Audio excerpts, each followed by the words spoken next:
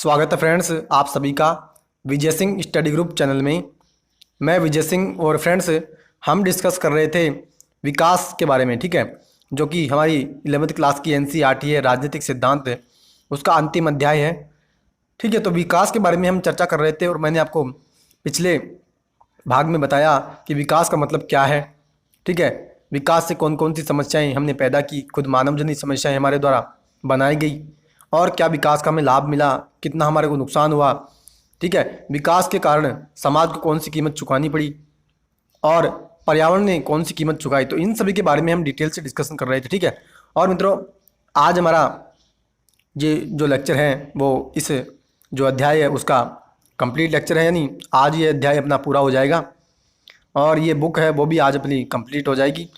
ठीक है, तो आज हम स्टार्ट करने जा रहे हैं विकास की वैकल्पिक अवधारणा से, यानी विकास की अवधारणा हम क्या लें विकल्प के तौर पर, तो उसका हम आज डिस्कस करेंगे। ठीक है, तो अभी तक आपने चैनल को सब्सक्राइब नहीं किया है तो आप ज़रूर से चैनल को सब्सक्राइब कर लीजिए और पास ही के नोटिफिकेशन बेल के ऑल के बटन पर भी जरूर क्लिक कीजिए ताकि मेरी सभी वीडियो का नोटिफिकेशन आपको मिल जाएगा। ठीक है फ्रेंड्स, तो देखिए क्या कह रहा है। अध्याय के पहले हिस्सों में विकास के उस मॉडल की कुछ सीमाओं की चर्चा की गई जिनका अनुसरण अब तक किया गया है। इसके लिए मानव और पर्यावरण दोनों के लिहाज से भारी कीमत चुकानी पड़ी है। विकास नीतियों के कारण जो कीमत चुकानी पड़ी उसका और विकास के फायदों का वितरण भी लोगों के बीच असमान रूप से हुआ। मित्रों वही बात जो मैंने आपको डिस्कस किया कि यानी समाज ने जो है कितनी कीमत चुकाई विकास के कारण और पर्यावरण को कितना जो है मूल्य चुकाना पड़ा विकास के कारण। ठीक है, तो उन सभी के बारे में हमने डिस्कस कर लिया और वही कह रहा है कि हमने पहले भाग में इसके बारे में डिस्कस किया है और आगे कह रहा है कि विकास तो किया है हमने, लेकिन विकास हुआ ना मित्रों तो असमानताएं भी बढ़ी, यानी अमीर और अमीर बना, गरीब और गरीब बनता गया। ठीक है, बेशक हमने विकास किया, बेशक हमने जो है सुविधाएं लोगों को दी, लेकिन उतनी सुविधाएं हमने लोगों को नहीं दी। मूलभूत सुविधाएं लोगों को कुछ मिली कुछ नहीं मिली। ठीक है, और अधिकतर देशों में विकास की ऊपर से नीचे की रणनीति अपनाई गई, यानी कह रहा है कि अधिकतर जो देश है ना वहाँ विकास की रणनीति क्या है, क्या स्ट्रेटजी वो अपनाते हैं विकास की, वो अपनाते हैं टॉप टू बॉटम अप्रोच जो हम कहते हैं। यानी टॉप टू बॉटम, यानी टॉप टू बॉटम का मतलब होता है कि ऊपर से नीचे, यानी ऊपर का मतलब सरकारें जो है किसी रणनीति को, किसी भी योजना को लागू करती है, नीचे के स्तर तक ले जाती है। ठीक है, और अर्थात विकास की प्राथमिकताओं व रणनीतियों का चयन और परियोजनाओं के वास्तविक कार्यान्वयन के सभी फैसले आमतौर पर राजनीतिक नेतृत्व और नौकरशाही के उच्चतम स्तरों पर होते हैं। वही मित्रों टॉप टू बॉटम अप्रोच की बात की जा रही है। जो भी फैसले लिए जाते हैं वो सरकारें लेती है और नौकरशाही के माध्यम से उनको जो है कार्यान्वयन करती है। जिन लोगों के जीवन पर विकास योजनाओं का तत्काल असर पड़ता है आमतौर पर उनसे तनिक भी सलाह नहीं ली जाती। यानी क्या कर रहा है कि सरकारें जो योजना बनाएंगी किसका, यानी किस पर उसका असर पड़ेगा। ठीक है, किसको लाभ होगा या किसको हानि होगी, जनता को। ठीक है, तो जनता से तो मित्रों उसने जो है तनिक भी सलाह नहीं ली, यानी जनता से सुझाव भी नहीं मांगे। ठीक है, सलाह तो क्या उसने सुझाव भी नहीं मांगे और न तो सदियों से हासिल उनके अनुभवों और ज्ञान का उपयोग किया गया, न ही उनके हितों का ध्यान रखा गया। यानी न तो उनके पास जो ज्ञान है न तो उसका उपयोग किया, न ही उनसे जो है यानी जो उनके हित हैं कि किस परियोजनाओं से उनका लाभ होगा या हानि होगी उसका उन्होंने कोई भी ध्यान नहीं रखा। ठीक है, और यह लोकतांत्रिक देशों के लिए भी उतना ही सच है जितना तानाशाही के अधीन देशों के लिए। इस तरह विकास परियोजनाओं से फायदा उठाने वाले सत्ताधारी तबकों द्वारा तैयार और लागू प्रक्रिया बन जाता है। यानी मित्रों कह रहा है कि जो विकास परियोजनाएं होती है ना वो विकास परियोजनाएं फिर कौन बनाता है, सरकारें बनाती है। ठीक है, और सत्ताधारी तबके बनाते हैं और वही लागू करते हैं उसको, यानी उसका किस पर लाभ कितना होगा, क्या नुकसान होगा, इसके बारे में किसी भी प्रकार का यहाँ जो है उन्होंने किसी प्रकार का मूल्यांकन नहीं किया। और देखो मित्रों चिंतन मनन क्या किया जा रहा है, नवीनतम मानव विकास रिपोर्ट यानी जो HDR या HDI की हम जो बात करते हैं उसके बारे में कह रहा है कि नवीनतम मानव विकास रिपोर्ट से मानव विकास सूचकांक के बारे में सूचनाएं, चार्ट और तालिकाएं एकत्रित करो। कक्षा में विभिन्न समूह बनाकर नीचे दिए गए विषयों पर प्रस्तुति करो। यानी जो UNDP जो मानव विकास रिपोर्ट जो HDI यानी ह्यूमन डेवलपमेंट इंडेक्स जो जारी करता है, ठीक है, तो वहाँ से आप सूचनाएं जो है लो और उसका जो एक चार्ट बनाओ। क्या क्या हमें उसमें देखना है कि मानव विकास सूचकांक में भारत का बदलता हुआ स्थान, यानी जो HDI है उस HDI में भारत का जो रैंकिंग है, भारत की रैंकिंग पहले कितनी थी और अब कितनी हो गई, एक तो उसको आप देखो। अपने पड़ोसी देशों की तुलना में भारत का स्थान, यानी पड़ोसी देशों की कितनी रैंकिंग है और भारत की कितनी रैंकिंग है, क्या भारत पिछड़ा हुआ पड़ोसी देशों से या आगे हैं, तो इसका भी आप जो है वहाँ पे मूल्यांकन करो। और मानव विकास सूचकांक के विभिन्न पहलू और हर एक में भारत का स्कोर, यानी मानव विकास सूचकांक के विभिन्न पहलू कौन कौन से मित्रों, एक मैंने बात की थी पिछले लेसन में, और कौन कौन से, एक तो है इनकम की बात करते हैं हम, एक मातृत्व मृत्यु दर की बात करते हैं, एक शिक्षा की हम बात कर रहे थे उसमें। तो ये जो पहलू है ना, जो आयाम है, उस प्रत्येक आयाम पर हमें जो है भारत का स्कोर देखना है और भारत के मानव विकास सूचकांक के आंकड़ों की आर्थिक वृद्धि के आंकड़ों से तुलना करो। यानी भारत का जो मानव विकास सूचकांक में कितने आंकड़े रहे हैं, उसका भारत में आर्थिक, यानी भारत में कितनी आर्थिक वृद्धि हुई, इकोनॉमिक रेट भारत में कितनी है, तो उसकी जो है तुलना करो हमारे भारत के मानव विकास सूचकांक में जितने आंकड़े हैं उसके साथ। ठीक है। और फ्रेंड्स आगे देखो क्या कह रहा है, आगे कह रहा है इसने न्यायपूर्ण और टिकाऊ विकास के बारे में वैकल्पिक तरीके से सोचने और आगे बढ़ाने की जरूरत को रेखांकित किया। इस प्रक्रिया में अधिकार, समानता, आज़ादी, न्याय और लोकतंत्र जैसे सभी मुद्दे उठाए गए हैं। इस भाग में हम तहकीकात करेंगे कि इन धारणाओं ने विकास विमर्श के संदर्भ में कैसे नए अर्थ हासिल कर लिए। यानी मित्रों क्या कह रहा है, ये कह रहा है विकास के बारे में कि अब मित्रों हम विकास तो करते हैं, बहुत सी समस्याएं भी हमारे समक्ष पैदा उठ करके आती है, हमारे जो है समाज से संबंधित है, पर्यावरण से संबंधित है। ठीक है। तो इन समस्याओं को, यानी ये समस्याएं कम हो, ठीक है, तो कौन सा हम तरीका अपनाएं, कौन सा हम वैकल्पिक तरीका अपनाएं। ठीक है। तो उस पर हमें जो अब सोचने की ज़रूरत है। और अधिकारों की बात करें या समानता, आज़ादी, न्याय, लोकतंत्र, ये सभी मुद्दे भी हमारे समक्ष विकास जब हम करते हैं तो ये सभी मुद्दे उठ करके आते हैं। ठीक है। तो देखो क्या कह रहा है, अधिकारों के दावे, यानी अब लोग जो है अधिकारों का दावा करेंगे, कह रहे हैं हमने गौर किया कि विकास के अधिकांश फायदों को ताकतवर लोगों ने कैसे हथिया लिया और विकास की कीमत अति दरिद्रों और आबादी के असुरक्षित हिस्से को चुकानी पड़ती है। यानी मित्रों जो एग्जाम्पल हम दे रहे थे कहाँ का, जो हमने एग्जाम्पल दिया नाइजीरिया का, पिछले ही लेसन में हमने एग्जाम्पल लिया था नाइजीरिया के जो व्यक्ति थे। ठीक है। तो वो हमारे समक्ष एग्जाम्पल दे रहे थे कि अगर मान लो आपके घर में कोई खजाना मिल जाए और उस खजाने को राजनीतिक जो सत्ता है वो हथिया ले, ठीक है, तो आपको तो उसका लाभ नहीं हुआ, लेकिन जो राजनीतिक सत्ता है, जो राजनीतिक पार्टियां हैं, वो उस खजाने को बांट रही है।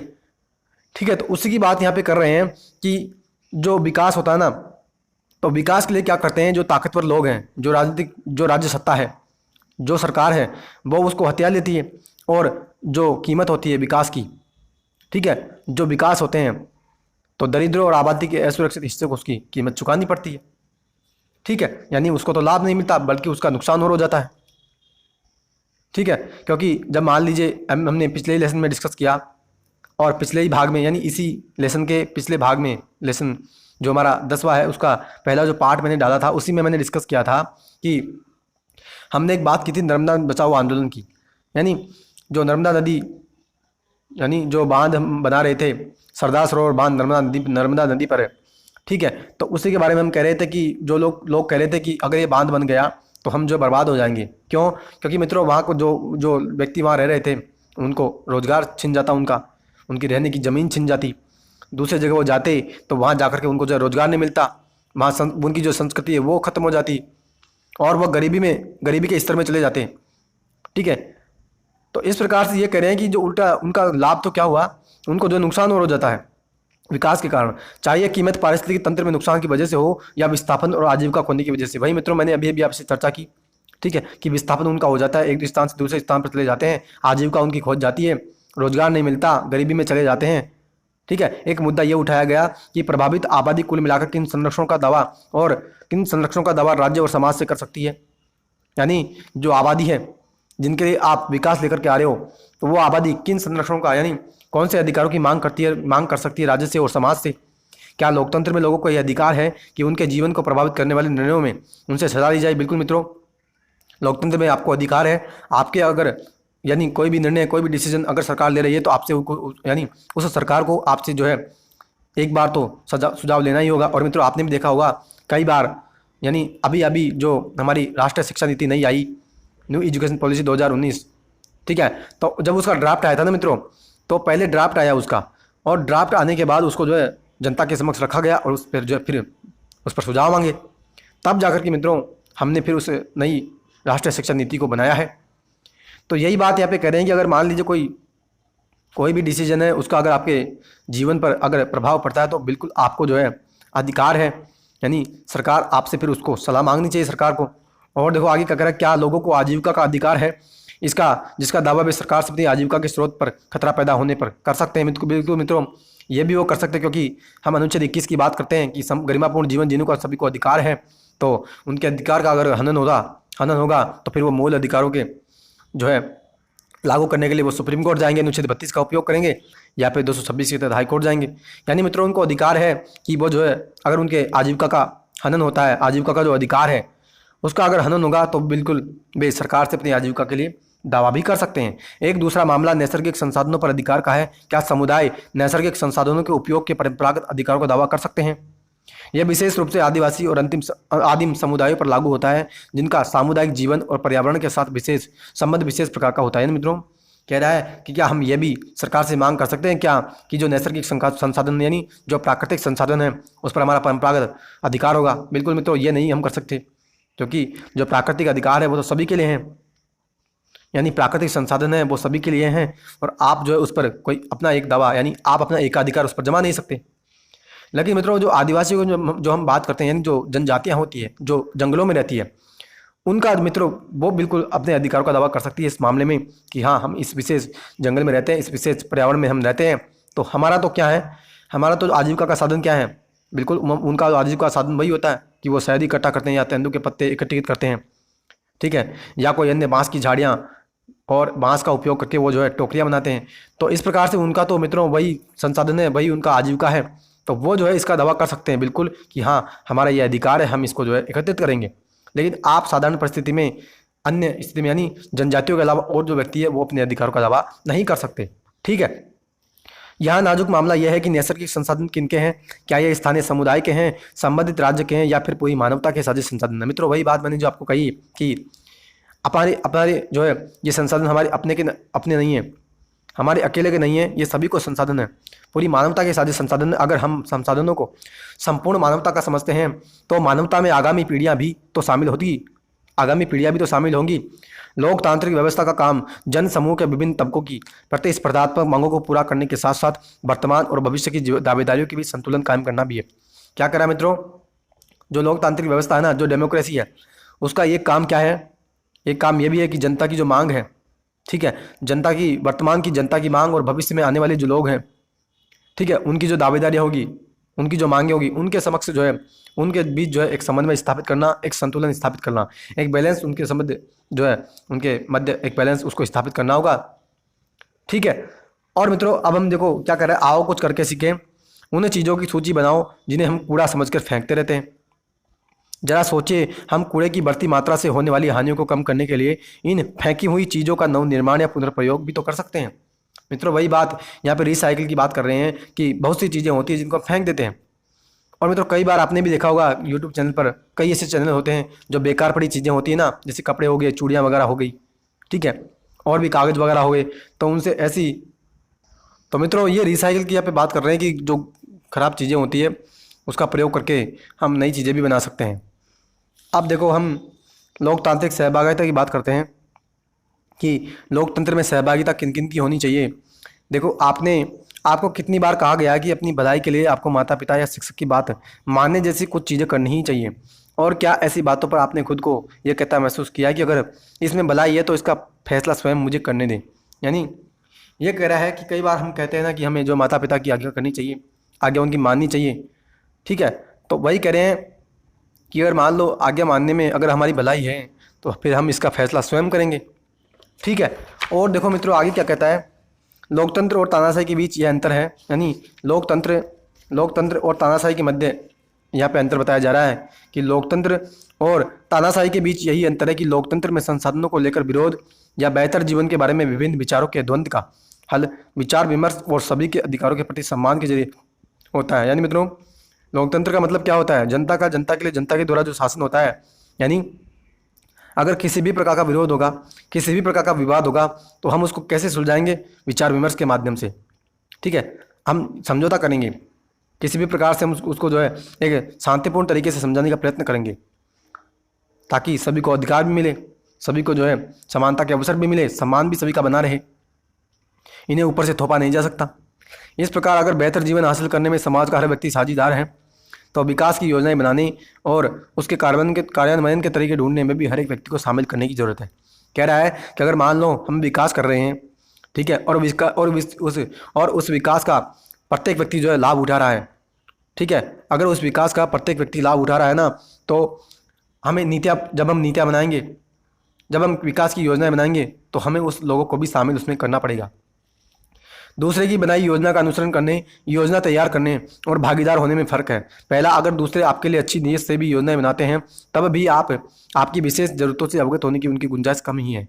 दूसरा, निर्णय प्रक्रिया में सक्रिय भागीदारी अधिकार संपन्न भी बनाती है। यानी मित्रों, कह रहा है क्या कि योजना बनाने का, यानी दूसरे की योजना बनाने का अनुसरण करने और योजना तैयार करने और भागीदार होने में अंतर बता रहा है। यानी योजना बनाना और उसको तैयार करने में और उसमें भागीदार होने में बहुत अंतर है। कैसे कि जब हम योजना बनाते हैं ना, तो अच्छी नीयत से जब हम योजना बनाते हैं तो विशेष ज़रूरतों से अवगत होने की हमारी गुंजाइश कम होती है, यानी हम उसमें विशेष ज़रूरतों का ध्यान नहीं रखते। लेकिन जब हम उसमें भागीदार होते हैं, तब जो हम अपने लिए कुछ विशेष ज़रूरतों का उसमें ध्यान रखते हैं। ठीक है, आगे देखो मित्रों क्या कर रहा है, लोकतंत्र और विकास दोनों का सरोकार आम बेहतरी हासिल करना। सवाल यह है कि सबकी बेहतरी किसमें है, इसका निर्धारण कैसे हो। यानी लोकतंत्र और विकास की यहाँ पे बात की जा रही है कि दोनों का संबंध जो है क्या है, दोनों का संबंध बेहतरी हासिल करना, यानी बेहतर गुणवत्ता पूर्ण जीवन हासिल करना, समानता के अवसर सुनिश्चित करना, सामाजिक आर्थिक राजनीतिक न्याय सबको मिले, लोकतांत्रिक गणराज्य की स्थापना हो, ठीक है, समता मूलक और शोषण मुक्त समाज बने। ठीक है, तो यही कह रहे हैं कि लोकतंत्र और विकास का मतलब यही है कि विकास अगर हम कर रहे हैं ना, तो उसका एक ही अर्थ होना चाहिए कि हाँ, हम लोक कल्याणकारी राज्य की स्थापना करना चाहते हैं जिसमें समता मूलक और शोषण मुक्त समाज, यानी सभी को समानता के अवसर सुनिश्चित है और शोषण यहाँ पे नहीं है। सवाल यह है कि सबसे बेहतर किसमें है, किसका निर्धारण कैसे हो। ठीक है, लोकतांत्रिक देशों में निर्णय प्रक्रिया में हिस्सा लेने के लोगों के अधिकार पर जोर दिया जाता है। यानी लोकतांत्रिक जो देश होते हैं वहाँ वो क्या कहते हैं कि हम जो भी निर्णय लेंगे उसमें हम जनता को भागीदार करेंगे। ठीक है, भागीदारी सुनिश्चित करने का एक प्रस्तावित रास्ता स्थानीय विकास योजनाओं के बारे में स्थानीय निर्णयकारी संस्थाओं को लेने देना है।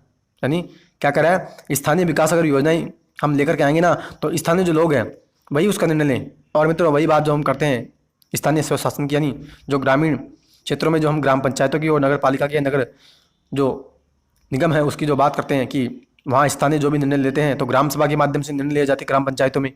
वही बात ये करें कि स्थानीय अगर हम विकास योजनाएं लेकर के आ रहे हैं तो उनका निर्णय भी स्थानीय संस्थाएं या इनका स्थानीय लोग ही लेने चाहिए।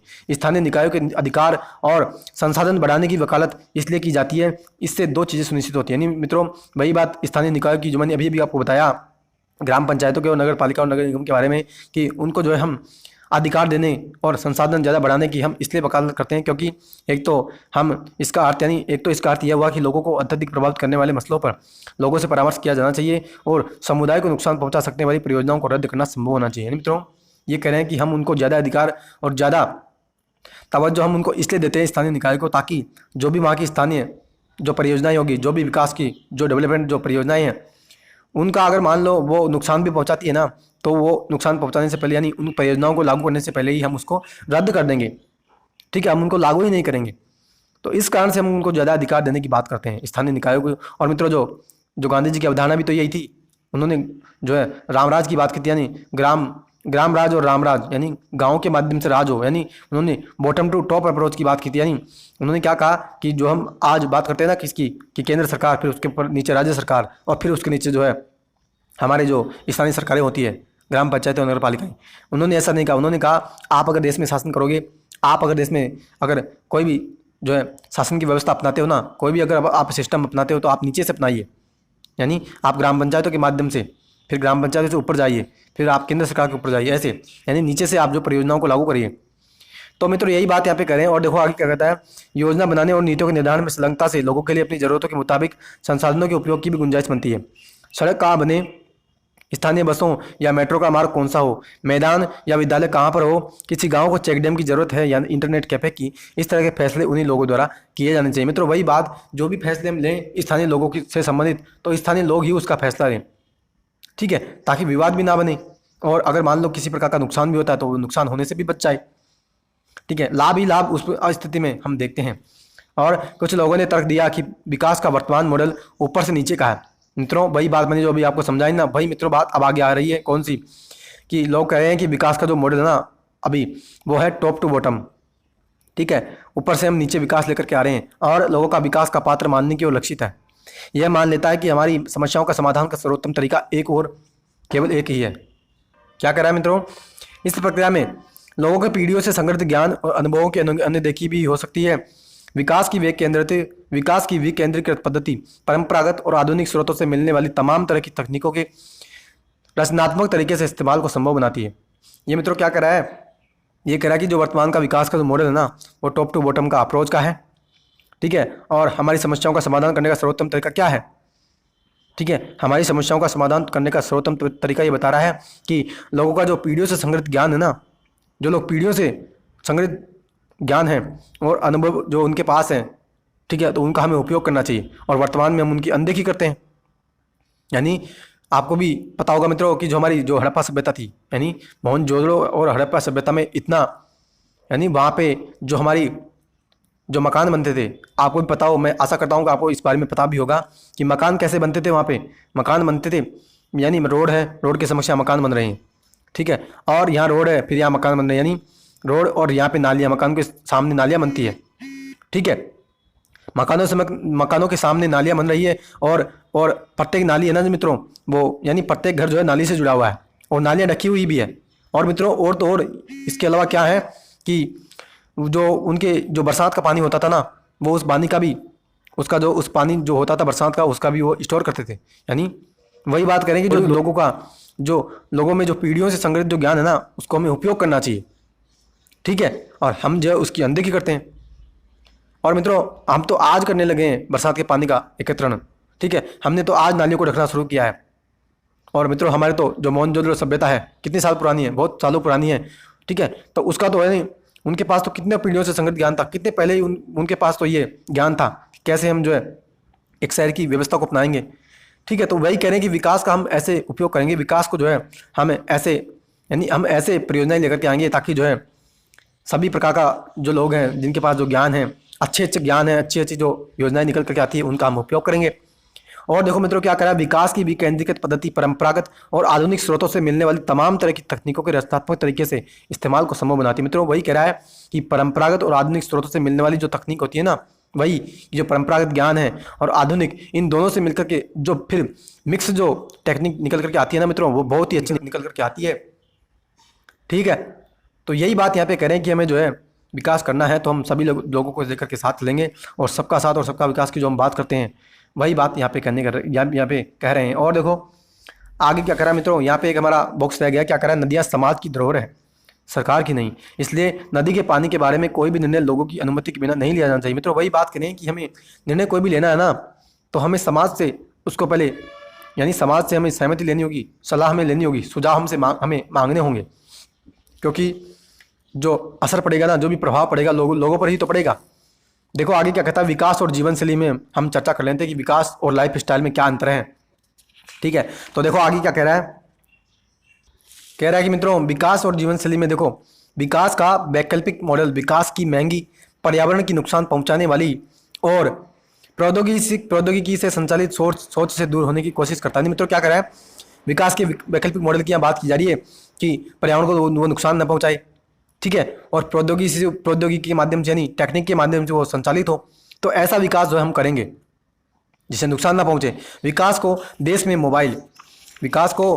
मोबाइल फोनों की संख्या, आधुनिक हथियारों या कारों के बढ़ते आकार से नहीं, बल्कि लोगों के जीवन की उस गुणवत्ता से नापा जाना चाहिए जो उनकी प्रसन्नता, सुख शांति और बुनियादी जरूरतों के पूरा होने में झलकती है। मित्रों वही बात निकल कर आती है कि हम विकास को कैसे नापेंगे, हम नापेंगे उसको मानव विकास के माध्यम से, यानी मनुष्य का कितना विकास हुआ।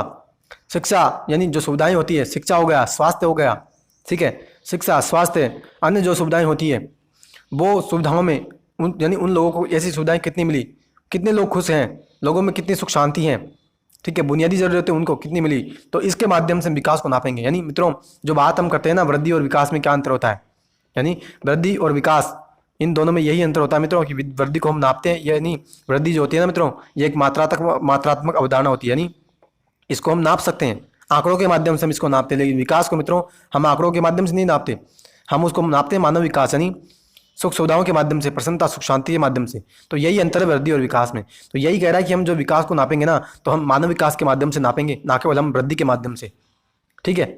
और मित्रों आगे देखो क्या कहता है, एक स्तर पर प्राकृतिक संसाधनों को संरक्षित कर रखने और ऊर्जा के फिर से प्राप्त हो सकने वाले स्रोतों का यथासंभव उपयोग करने के प्रयास किए जाने चाहिए। कह रहा है कि जो प्राकृतिक संसाधन ना उनका हम संरक्षण करेंगे, ठीक है, और उनका जो है हम यथासंभव उपयोग करेंगे, यानी जितना हमें आवश्यक है उतना ही उपयोग करेंगे, अनावश्यक हम उनका दोहन नहीं करेंगे। वर्षा जल का संचयन जो मैंने आपको बताया मोहनजोदड़ो के बारे में कि वहाँ जल का जो वाटर यानी रेन वाटर जो हार्वेस्टिंग है वो करते थे, और हमने तो आज इसको स्टार्ट किया है। वहाँ तो जो है हजारों सालों पहले जो है वो वर्षा के पानी का एकत्रण करते थे। सौर एवं जैव गैस संयंत्र, लघु पनबिजली परियोजना, जैव कचरे से खाद बनाने हेतु कंपोस्ट गड्ढे बनाना आदि इस दशा में संभव प्रयासों के कुछ उदाहरण हैं। मित्रों कुछ उदाहरण दे रहे हैं कि हम विकास भी करेंगे और पर्यावरण का भी ध्यान रखेंगे। यानी जो हमारे हमने जो बात की थी ना कि जो हम कचरा फेंक देते हैं या जो हम अनावश्यक चीज़ें होते हैं उनको फेंक देते, हम उसका जो है रिसाइकिल भी तो कर सकते हैं। अभी हमने आपसे चर्चा की थी, तो वही बात करें कि जैव कचरे से हम खाद बना लेंगे या जो हमारी सौर ऊर्जा उसका हम उपयोग करेंगे। ठीक है, तो इस प्रकार से हम जो है विकास करेंगे। वैसी गतिविधियों को स्थानीय स्तर पर लागू करना और इसलिए लोगों की अधिक संलग्नता आवश्यक होगी। बड़े सुधार को प्रभावी बनाने के लिए बड़ी परियोजना ही एकमात्र तरीका नहीं है। बड़े बांधों के विरोधियों ने छोटे बांधों की वकालत की है, जिनमें बहुत कम निवेश की जरूरत होती है और विस्थापन मामूली होता है। ऐसे छोटे बांध स्थानीय आबादी के लिए अधिक फायदेमंद हो सकते हैं। मित्रों फिर बांध का फिर से यहाँ पे डिस्कशन आ रहा है कि हम बड़े बांध ना बना करके हमें छोटे बांध बनाए जाने चाहिए, ताकि लोगों का विस्थापन भी कम हो, ठीक है, और लाभ भी उनको ज़्यादा हो, पैसा भी यानी खर्चा उसमें कम आए। ठीक है, अब देखो मित्रों यहाँ पे जो एक चिंतन मन कहा जा रहा है, देखो क्या कह रहा है। यह चित्र नर्मदा घाटी के डोमखेड़ी गांव के सत्याग्रह का है। सरदार सरोवर बांध के निर्माण के कारण नर्मदा के पानी ने घाटी में बाढ़ की स्थिति पैदा कर दी। यानी मित्रों वही बात जो नर्मदा बचाओ आंदोलन की बात कर रहे हैं कि सरदार सरोवर बांध जब बन रहा था नर्मदा नदी के ऊपर, तो वहाँ जो है लोग आंदोलन कर रहे हैं क्योंकि नर्मदा की जो पानी है ना वो घाटी में उससे बाढ़ आ जाएगी। नर्मदा बचाओ आंदोलन के सत्याग्रहियों ने बढ़ते हुए पानी का सामना करने का निश्चय किया। जब पानी खतरनाक तरीके से बढ़ा और कार्यकर्ताओं के कंधों तक पहुंच गया, तब सरकार ने उन्हें गिरफ्तार कर लिया। इस विवाद के बारे में और अधिक जानकारी एकत्र करो और बड़े बांधों के गुण दोषों पर चर्चा करो। क्या सरदार सरोवर बांध पानी की कमी की समस्या को हल करने का सही तरीका है? क्या कार्यकर्ताओं द्वारा इस सरकारी योजना का विरोध करना न्यायोचित था? यानी मित्रों वही बात करें कि ये जो बांध हम बना रहे थे, तो क्या ये बांध हम सही बना रहे थे या जो लोग आंदोलन कर रहे थे वो सही हैं? ठीक है, तो मित्रों अगर हम चर्चा करें इससे जो ये हमारा जो विवाद है नर्मदा बचाओ आंदोलन से संबंधित, तो मित्रों सरकार को इसमें यानी जो परियोजना जब लेकर के आ रही थी सरकार, जो प्रोजेक्ट लेकर के आ रही थी, तो उस समय जो है जनता से उसको सुझाव मांगने चाहिए थे। और मान लीजिए उसके बाद भी उसने सुझाव नहीं मांगे, तो अब तो उसको सुझाव मांगना चाहिए था कि हाँ हम बड़ा बांध न बना करके छोटे छोटे बांध बना लेंगे ताकि विस्थापन कम होगा और बाढ़ की जो समस्याएं या जो लोगों की जो किसानी से संबंधित समस्याएं वो नहीं होंगी। ठीक है, और देखो मित्रों आगे क्या कहता है, इसी के साथ साथ हमें अपने जीवन स्तर को बदलकर उन साधनों की आवश्यकताओं को भी कम करने की जरूरत है जिनका नवीनीकरण नहीं हो सकता। मित्रों वही बात करें कि हमें जो है जो नवीनीकरण संसाधन है ना उनका हमें उपयोग करना होगा, जैसे सौर ऊर्जा, पवन ऊर्जा, ज्वारीय ऊर्जा, तरंग ऊर्जा, तो इन सभी का उपयोग हमें जो उपयोग करना होगा ताकि जीवन स्तर हमारा जो बदलेगा नहीं। ठीक है, जीवन स्तर तो हमारा वही रहेगा और उसमें सुधार भी होगा, लेकिन हमें नुकसान नहीं होगा। यह एक पेचीदा मसला है क्योंकि ऐसा लग सकता है कि लोगों से निम्नतर स्तर का जीवन जीने के लिए कहा जा रहा है। यानी मित्रों मैं कह रहा हूँ कि जीवन स्तर को बदलकर साधनों की आवश्यकताओं कम करने की जरूरत है। यानी जीवन स्तर हमारा बदल नहीं रहा है, कुछ उसमें कुछ यानी केवल कुछ ही बदलाव उसमें आएगा और इसे चयन की उसकी आज़ादी में कटौती भी माना जा सकता है। लेकिन जीवन जीने के वैकल्पिक तरीकों की संभावनाओं पर बहस करने का मतलब अच्छे जीवन की वैकल्पिक दृष्टि को खोलकर स्वतंत्रता और सृजनशीलता की संभावना बढ़ाना भी है। मित्रों कह रहा है कि ये जो हम कह रहे हैं ना कि आप जो है अपना तरीका बदलिए, अपना जो विकास का तरीका बदलिए, तो इससे कोई आपकी आज़ादी पर कोई कटौती नहीं हो रही। यानी लोग कह सकते हैं कि हमारी आज़ादी हमसे छीनी जा रही है, लेकिन मित्रों इससे आज़ादी नहीं छीनी जा रही क्योंकि विकास का वैकल्पिक मॉडल है और इससे जो है विकास होगा, नुकसान नहीं होगा हमारा। बेशक हमारा जो है यानी बेशक जो है कुछ हमारा नुकसान होगा, कुछ हमारा जो है हमारे जो जीवन स्तर वो हमारा कम हो सकता है, लेकिन पर्यावरण का नुकसान नहीं होगा और हम जो है लंबे समय तक जीवन जी सकेंगे। देखो आगे क्या कहता है, ऐसी किसी नीति के लिए देश भर के लोगों और सरकार के बीच बड़े पैमाने पर सहयोग की जरूरत होगी। इसका अर्थ है ऐसे मामलों पर निर्णय लेने के लिए लोकतांत्रिक तरीका अपनाया जाए। अगर हम विकास को किसी की आज़ादी में बढ़ोतरी की प्रक्रिया के रूप में देखते हैं और लोगों को निष्क्रिय उपभोक्ता पर नहीं बिना मानकर विकास लक्ष्य को तय करने में सक्रिय भागीदार मानते हैं, तो वैसे मसलों पर सहमति तक पहुंचना संभव है। इस प्रक्रिया में अधिकार, स्वतंत्रता और न्याय की हमारी अवधारणा का भी विस्तार होगा। यानी मित्रों कह रहे हैं कि ये कह रहा है कि अगर मान लीजिए हमें विकास का मॉडल, नया मॉडल लेकर के आना है, यानी वैकल्पिक नीति हमें विकास की अपनानी है, तो हमें जो देश के लोग और सरकार, इन दोनों को जो है, यानी दोनों क्या करेंगे, एक आपसी सहमति के माध्यम से किसी निर्णय पर पहुंचेंगे। ठीक है। और आगे ये कहता है कि अगर मान लो आप ऐसा करे हो कि हम जो है वैकल्पिक मॉडल लेकर के आएंगे और उसमें जो है अगर उपभोक्ताओं का जो अधिकार है वो कम होगा, तो ऐसा बिल्कुल नहीं होगा। ठीक है। और देखो मित्रों, निष्कर्ष की यहाँ हम चर्चा कर लेते हैं। पहले मित्रों यहाँ पर हम कॉमिक्स के माध्यम से कुछ समझ लेते हैं। देखो क्या कह रहा है, उन्नी देख मैं एक नया मोबाइल फ़ोन लाई हूँ। ठीक है। ये रंगीन स्क्रीन नए गेम्स वाला ज़बरदस्त मॉडल है। यानी मित्रों ये कह रही है कि मैं जो है एक नया मोबाइल लेकर के आई हूँ, मैं ये रंगीन स्क्रीन एक नई गेम्स वाला ज़बरदस्त मॉडल है। ठीक है। अब देखो ये क्या कह रहा है लड़का, ये तो बढ़िया है, लेकिन तुमने कुछ महीनों पहले ही तो एक फ़ोन लिया था, उससे क्या हुआ। अब देखो मित्रों ये क्या करिए, अरे मैं तो पुराना मॉडल था इसलिए मैंने उसे फेंक दिया। अब इसका क्या जवाब दे रहा है ये, हूँ। ठीक है। लेकिन क्या तुम जानती हो कि इससे कितना असंरक्षण योग्य, यानी कितना अक्षरण योग्य इलेक्ट्रॉनिक कचरा पैदा होता है। हमारा पर्यावरण आज जो समस्या झेल रहा है वह बद से बदतर होती है। यानी मित्रों जो वो पुराने फ़ोन को फेंक करके नया फ़ोन लेकर के आई, तो उसका वो जवाब दे रहा है कि भैया कि आप जो कर रहे हो ना, आप जो नया फ़ोन लेकर के आई हो, इससे इलेक्ट्रॉनिक कचरा बहुत बड़ा है। ठीक है। तो इसके माध्यम से हमें समझाया जा रहा है कि यहाँ पे जो है एक प्रदूषण की बात की जा रही है, कि जो ई वेस्ट, जो ई प्रदूषण होता है ना, उसकी यहाँ पे चर्चा की जा रही है। ठीक है। अब देखो निष्कर्ष की हम चर्चा कर लें। विकास का विचार बेहतर जीवन की कामना से जुड़ा है। यह बहुत ही सशक्त कामना है और बेहतरी की उम्मीद मानवीय कार्यों की संचालक शक्ति है। यानी कह रहा है कि विकास का विचार क्या है, बेहतर जीवन की कामना। मतलब आप विकास कर रहे हो तो आप क्या चाहते हो कि हमें जो है अच्छी सुख सुविधाएँ मिले, अच्छा हमें जीवन मिले, हमारा जीवन स्तर में सुधार हो। ठीक है। और बहुत ही सशक्त कामना भी है, बेहतरी की उम्मीद मानवीय कार्यों की संचालक शक्ति है। इस अध्याय में हमने देखा कि समृद्धि पाने के व्यापक रूप से स्वीकृत विचारों की कैसी आलोचनात्मक छानबीन हुई है। यानी कह रहा है कि समृद्धि पाने के लिए हमने जो है कौन कौन से विचार, कौन कौन सी आलोचना हमने यहाँ पे बताई, उसी के बारे में ये कह रहा है। और मित्रों आगे देखो क्या कहता है, कह रहा है कि विकास के अधिक न्यायपूर्ण, टिकाऊ और लोकतांत्रिक मॉडल के लिए बहुस्तरीय खोज जारी है। इस प्रक्रिया में राजनीतिक सिद्धांतों की समानता, लोकतंत्र और अधिकार जैसी संकल्पनाओं की पुनर्व्याख्या हुई है। मित्रों कह रहा है कि विकास करने के लिए हम जो बहुत बड़े बड़े अलग अलग प्रकार के हम मॉडल लेकर के आ रहे हैं, जो विकास हो वो टिकाऊ हो। और कई बार आपने सुना भी होगा सस्टेनेबल डेवलपमेंट की हम बात करते हैं, यानी सतत विकास की हम बात करते हैं, जो कि हम उसमें देखते हैं कि जो हमारी वर्तमान की पीढ़ियाँ हैं, ठीक है, तो वर्तमान की पीढ़ियों को भी सुविधाएं मिले और आने वाली पीढ़ियाँ भी जो है, जो संसाधन है हमारे देश के, उनका उपयोग कर सके। ठीक है। विकास के लक्ष्यों का अनुसरण करने के दौरान उठे मसले बताते हैं कि हमारे चयन का बाकी मनुष्यों और दुनिया के अन्य जीवों पर भी प्रभाव पड़ता है। इसलिए हमें अपने को व्यापक ब्रह्मांड का अंग ही समझना चाहिए, क्योंकि हमारी नीति आपस में जुड़ी हुई है। साथ ही मेरा कार्य दूसरे पर ही नहीं, भविष्य की मेरी संभावनाओं पर भी असर डालता है। इसलिए हमें सतर्कता से चुनाव करना चाहिए, अपनी वर्तमान जरूरतों का ही नहीं, दीर्घकालीन हितों का भी ध्यान रखना चाहिए। वही मित्रों बात कर रहे हैं, वही सतत विकास की यहाँ पे बात निकल करके आती है कि हमें जो है विकास करना है। ठीक है। हम जो चाहते हैं और हम जो संसाधन है उसका हम उपयोग करना चाहते हैं, तो हम जो है उनका यथासंभव ही उपयोग करें। जितनी हमें आवश्यक है उतना ही हम उपयोग करें, क्योंकि आने वाली पीढ़ियों को भी तो हमें इन संसाधनों का उपयोग करने देना है। क्या हमें थोड़े यानी केवल हमारा एकाधिकार थोड़े है कि हम ही इनका उपयोग कर लें और किसी को हमने अधिकार नहीं दिया। ठीक है। तो कह रहा है अपनी ज़रूरतों का हम उपयोग करेंगे और दीर्घकालीन हितों का भी हम ध्यान रखेंगे, और हम इस बात का भी विचार करेंगे कि भविष्य की जो संभावनाएं हैं उस पर कितना असर पड़ेगा। ठीक है। तो फ्रेंड्स ये हमने आज डिस्कस किया, विकास से संबंधित जो हमारा लेसन था वो कंप्लीट हुआ, और इसी के साथ हमने 11वीं क्लास की NCERT जो कि राजनीतिक सिद्धांत के बारे में थी वो मैंने आपको डिटेल से समझाने में बहुत भरपूर प्रयत्न किया है। आशा करता हूँ मैं इसको सरल से सरल शब्दों में समझाने में आपको भरपूर सफल होऊंगा। ठीक है। और फ्रेंड्स आपको ये NCERT कैसी लगी, लेक्चर्स कैसे लगे, अपनी प्रतिक्रिया आप कमेंट बॉक्स में ज़रूर दीजिएगा। ठीक है। तो फ्रेंड्स अब हम मिलते हैं अगले लेक्चर में और कोई नई वीडियो के साथ। ठीक है।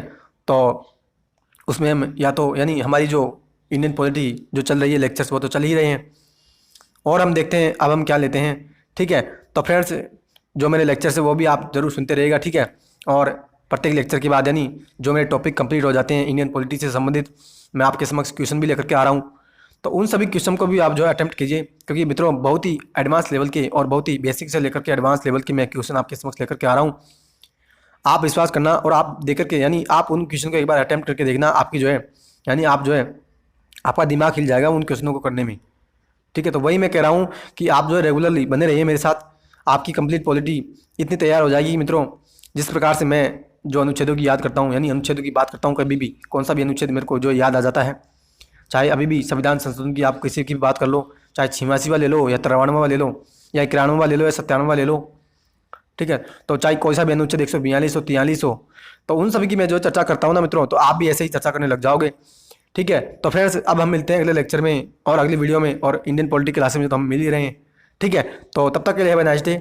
जय हिंद, जय भारत, वंदे मातरम।